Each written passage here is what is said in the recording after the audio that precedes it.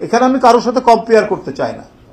আমরাও দেখছি মানুষের কি বলে যে তারা কিভাবে রেটিংটা করছেন, তারা কি করছেন না করছেন আমরাও জানি। অবাধ সুষ্ঠু নির্বাচন হোক না কেন, দেখেন যে মানুষ কার পক্ষে। আমরা চাই হ্যাঁ সাধারণ মানুষ যাকেই ভোট দিবে তারাই নির্বাচিত হবে, কিন্তু আপনারা ফলাফলটা দেখবেন যে আমাদের যে পদক্ষেপগুলো, আমরা যে সাংগঠনিক ব্যবস্থাগুলোর কারণে জনগণ আমাদেরকে কিভাবে গ্রহণ করছে সেটা আপনারা তখনই দেখতে পাবেন। ধন্যবাদ। হ্যাঁ, এই প্রসঙ্গে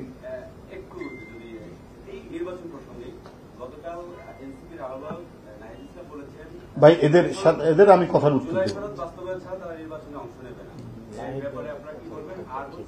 তারা বলেছে বর্তমানে যে সংসদ এই সংবিধান এটা তারা ছুঁড়ে ফেলতে চান এবং এটা জনমানুষের সংবিধান নয়।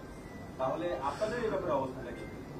আমাদের অবস্থান এর আগে সুস্পষ্টভাবেই বলেছি, কোনো কিছু ছুঁড়ে ফেলা আর কোনো কিছু করার মধ্যে কিছু নাই, মানে মাটি চাপা দেওয়ার মধ্যে কিছু নাই। সংবিধান হচ্ছে একটি জাতির আত্মজীবনী।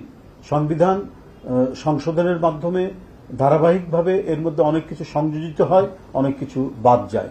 এটা হচ্ছে মানে গণতান্ত্রিক প্রক্রিয়ায় সংবিধানের ধারাবাহিকতা। সেখানে হঠাৎ করে কে কিছু বলল বা সেটা নিয়ে তাদের অভিমত কি দিল সেটা নিয়ে আমি কোনো কথা বলতে চাই না, কিন্তু আমরা আমাদের মত এর আগে বারবার আমরা বলেছি যে প্রয়োজনীয় সংস্কার করে যে অবাধ সুষ্ঠু নির্বাচনটা তাড়াতাড়ি দিন, তাহলে আপনারা বুঝতে পারবেন যে জনগণ কার পক্ষে আছে। ধন্যবাদ।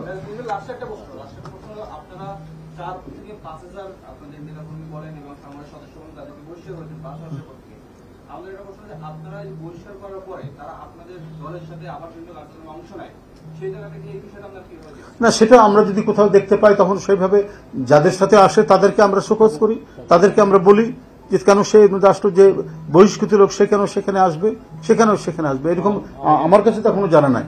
দুই একটা ঘটনা কোথাও হতে পারে দূরে, সব জায়গাতে তো আমরা তো আর লম্বা হাত দিয়ে ধরতে পারবো না। এখন পঞ্চগড়ে বা বান্দরবনে কিছু হলো, কিন্তু যখন আসে তখন আমরা সেখানে মেসেজ দেই, আমরা সেখানে সেই লোককে বলি যে এই লোক কেন আপনাদের সাথে। তবে এরকম যে কোথাও রিপিটেশন হয়েছে, পুনরাবৃত্তি হয়েছে বা এই ধরনের কোনো দৃষ্টান্ত স্থাপন হচ্ছে আমার জানা নেই। ধন্যবাদ।